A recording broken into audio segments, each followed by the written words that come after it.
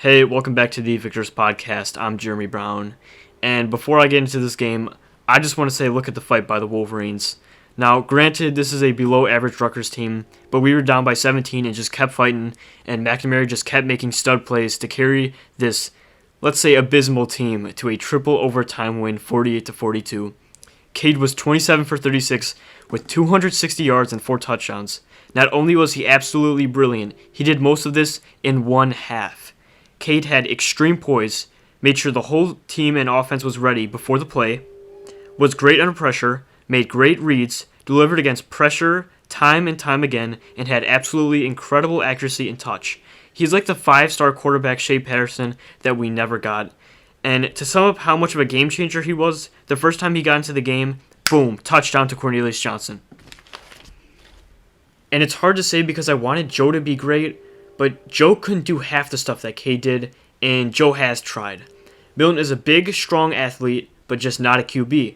And if this is what we have been seeing from Cade in practice, and Gaddis went with Joe just because Milton has a cannon, it really encompasses the idiocy of this coaching staff. The offensive line performed below average, allowing a lot of pressures on Cade, but they are down 3 starters, so I'm going to cut him a little slack, and it is basically what it is. So, Cade also allowed the run game to open up when he came in because the defense kept getting gashed. So it kind of allowed for Hassan to run more, and it kind of allowed the runs up the middle that we kept seeing from Gaddis, even though he didn't change it up. We started seeing those working now. And Hassan had a good game. He ran for 109 yards with 4 touchdowns on 25 carries. That's very good. So, overall, Gaddis still needs to clean up play calling, and unsurprisingly, when you give your best rusher the ball and put your best QB in the game, you do extremely well. Well enough to come from behind being down 17 points. So, that basically tells you how good McNamara is, and what he can do to open up the offense, and what he can do to save this terrible play calling and this terrible offensive line. So, on special teams, shout out to Giles Jackson. The guy is super fast and super elusive on kickoff, sparking the team with a kickoff return touchdown. And on kicking, I don't like Quinn Nordine, man. When he missed the field goal earlier, I think it was the second field goal, he was yelling at everyone, telling them to do their job, and the snap was bad. And then in overtime, he misses a kick, and it was absolutely terrible by a hair. And he's pretty bad. I don't like him. I don't like his attitude.